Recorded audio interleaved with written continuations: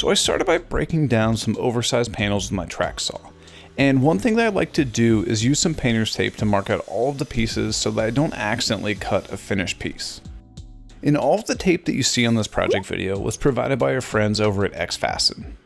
Then I can start bringing more manageable sized pieces down to their finished size over on the table saw. Now we're going to start off by making the upper case part of the desk. Now all of those pieces are going to be joined with rabbets and dados, so I just used the router to make all of those grooves and then cut down the pieces to fit inside. Dado blades on the table saw would probably work a lot faster here, but we don't have a dado stack and our table saw is way too small to reach all these grooves. Now if you want to know what all these dimensions are, as well as follow some step-by-step instructions, we do have full plans available linked down in the description below or at SpenceleyDesignCo.com. And with all those grooves routed out, I can now move on to cutting the panels to fit inside of the grooves.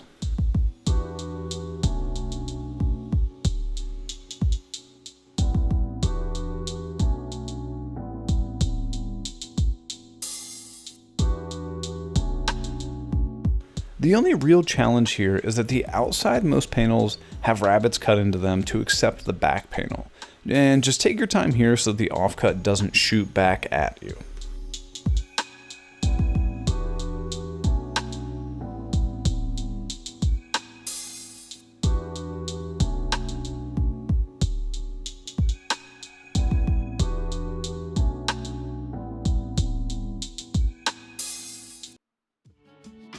Because this upper case is so tight, I'm actually going to install all the drawer slides now, while it's easy to get my hand inside. I used a 1/4 inch scrap to raise the drawer slide and then a 3/4 inch scrap to make sure the slide was pushed far enough back into the case.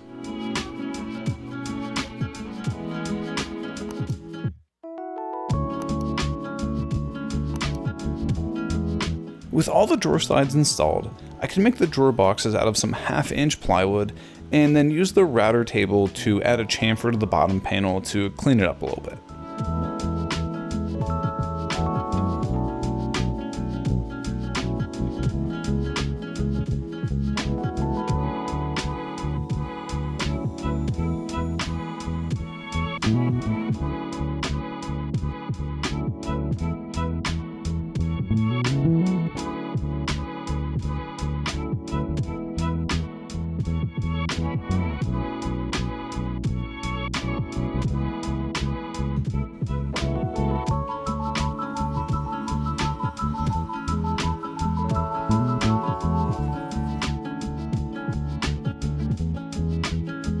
While I finished installing the drawers and attached the top of the case, I want to give a big thanks to John Gorniak and the rest of our Patreon supporters for supporting the show. Making these weekly project videos doesn't earn us much money. Factor in things like cost of lumber, glue, tools, computer software, and, well, we actually lose money on the deal. So, if supporting the show is something you've ever wanted to do, consider checking out the rewards we have and see if it's the right fit for you.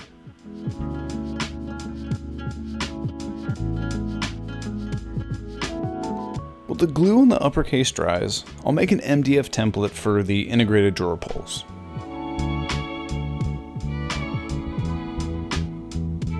I marked out where the pole would go on the drawer fronts and then removed all the excess with the jigsaw. I could then use some of this XFasten double-sided woodworking tape to hold the template down to the drawer front. And to route out the template, Bits and Bits was nice enough to send us one of their white side templating bits. Now this bit has their proprietary Astra coating on it that prolongs the life of the bits and makes them super clean cut.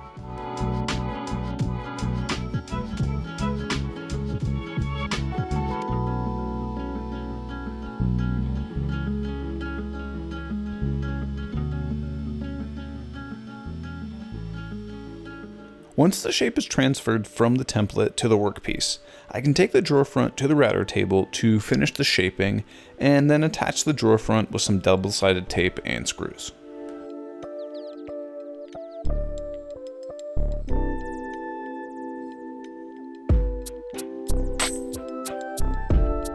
With the uppercase finish, we can turn our attention to making some oversized pieces for the legs.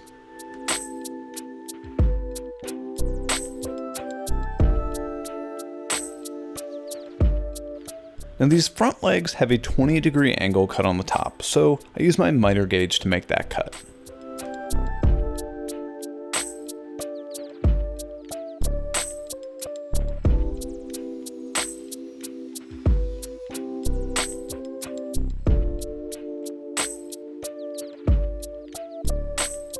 These legs are going to be made by laminating pieces of plywood together, but leaving a small gap on the top where we will attach another piece to later.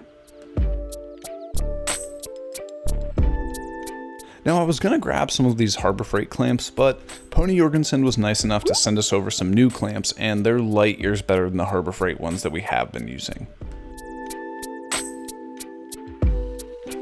And once dry, I could attach the rough leg pieces together with some dominoes.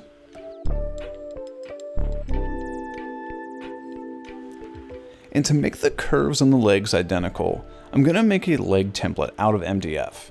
And as a reminder, if you want the full step-by-step plans for this desk, they're available down at the link in the description below, which will have detailed drawings of all the desk pieces, as well as a SketchUp file for you to take a look at too. Now after I have the template sketched out, I use my track saw to cut all of the straight lines, and then use the jigsaw to do the curves.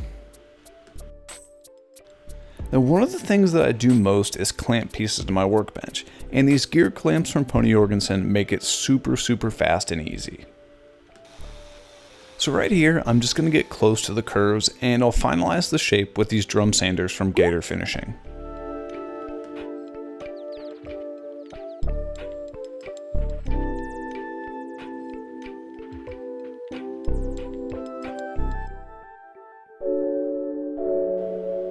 And just like the drawer pull template, I start by marking out the shape and removing the excess with the jigsaw.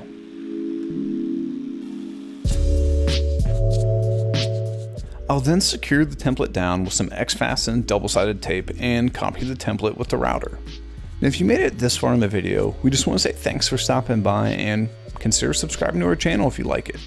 We put out new project videos each and every week, and I really think you're going to like what we've got coming up in the future.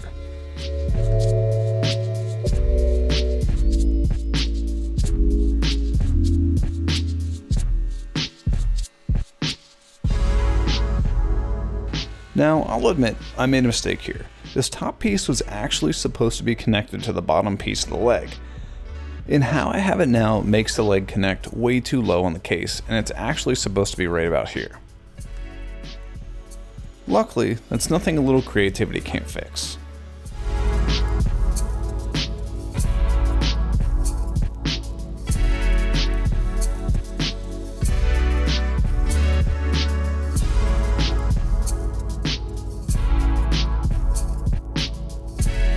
With the legs trimmed down to their final length, I can attach the stretcher with the help of some dominoes.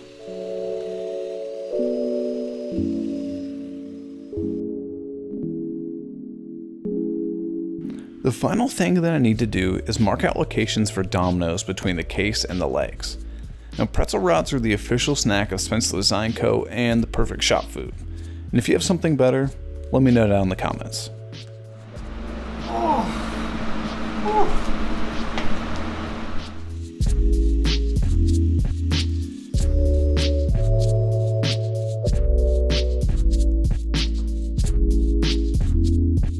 The only thing we need now is a little clamping action to get everything set just right, a few coats of finish, and this desk is done.